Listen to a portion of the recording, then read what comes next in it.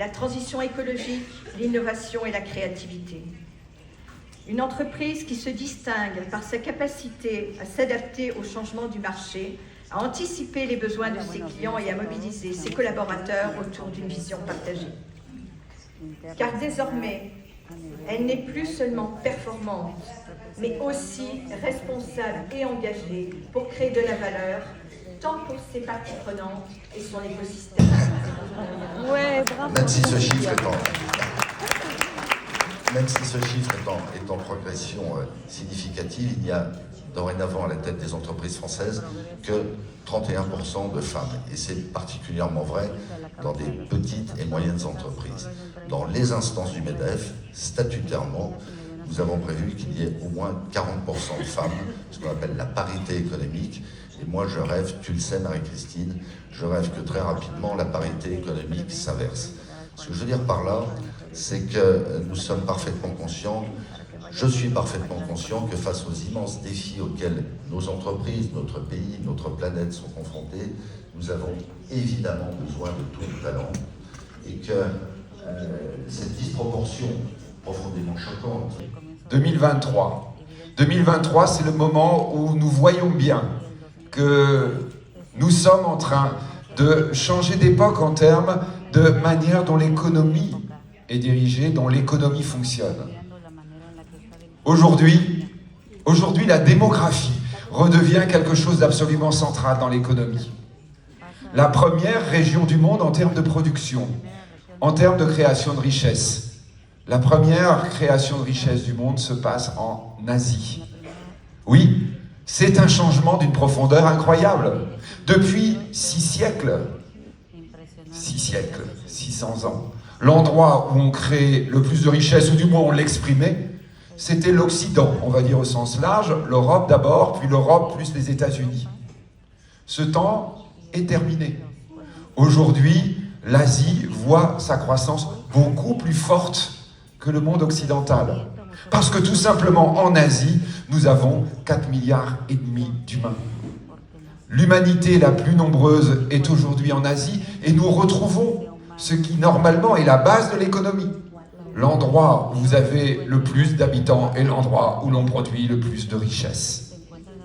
Aujourd'hui, la deuxième puissance du monde est la Chine. Cette puissance qui a connu depuis 20 ans une croissance absolument incroyable. Aujourd'hui, on a le sentiment que la croissance chinoise a tendance à s'atténuer, ce qui est vrai. Mais lorsqu'on la compare à la croissance des anciens leaders des États-Unis ou de l'Europe, on se rend compte qu'elle est toujours supérieure. La Chine était jusqu'à l'année dernière la première démographie du monde.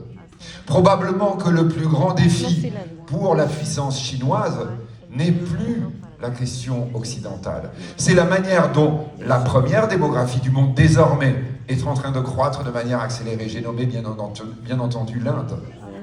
L'Inde est devenue depuis cette année la plus grande démographie du monde. Nous avons créé beaucoup de monnaie, sans contrepartie de richesse depuis des décennies. Et il est évident que l'Occident est très coupable dans cette évolution-là.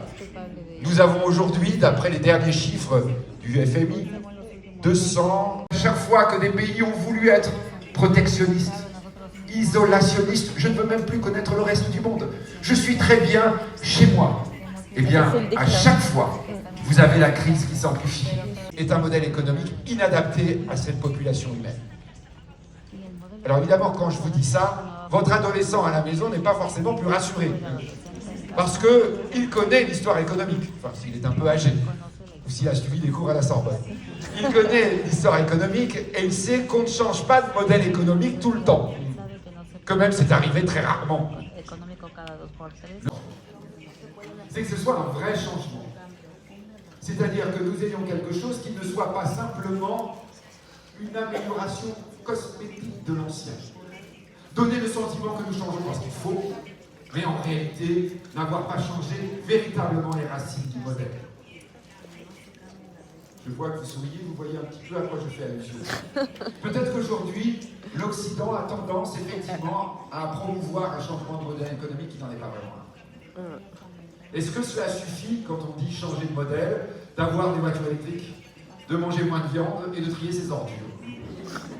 On est d'accord que du point de vue politique, ça marche, parce qu'on dit, voyez, on fait quelque chose. Quand nous sommes en train de parler de dérèglement climatique,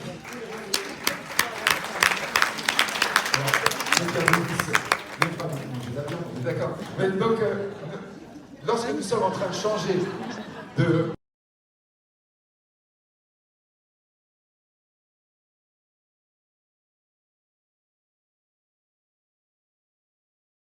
Des semaines et des semaines de travail, mais je suis rentrée en équipe de France et l'année d'après, je suis passée professionnelle. Je suis devenue championne de France. Et puis par la suite de ça, je suis devenue triple championne continentale WBA. C'est l'ouverture que vous avez amenée. C'est ça.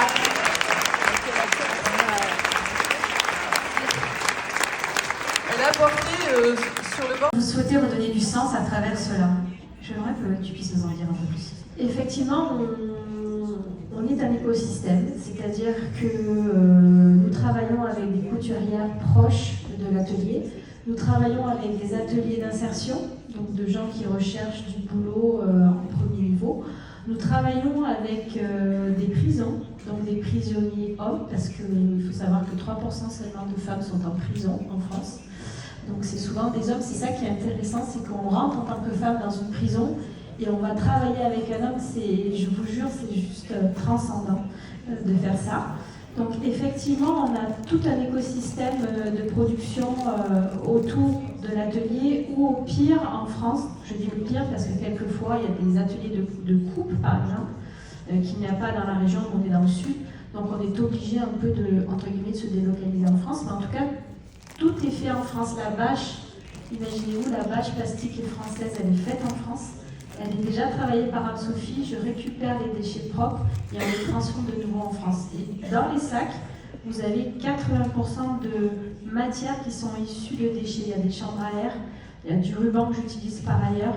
Donc il n'y a quasiment rien qui est produit, et non pas acheté, c'est la différence, mais qui est produit pour fabriquer un sac. Donc on est sur du déchet quasiment à 100%. Ça qui...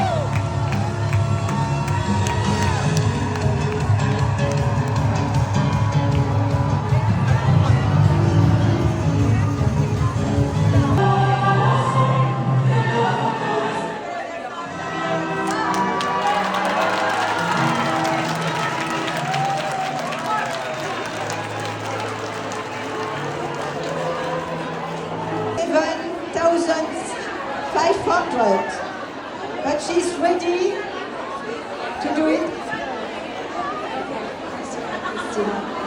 Yes. So, this is a sculpture, as you see, a bonbon sculpture, which is really my specialty, because I'm known for my bonbon. I've been doing those sculptures for about 25 years now, and they are always unique pieces, always a different twist, and of course, you know, I shall be so happy that somebody here would bring back home this little bonbon and give money to Rami. So please be generous. The normal price is 7.5, but you know, we can leave it. I'd be so happy if somebody could offer like maybe 4,000, would be great. En français, pardon. Donc je disais que cette sculpture a une valeur 7 500 €. C'est une pièce unique.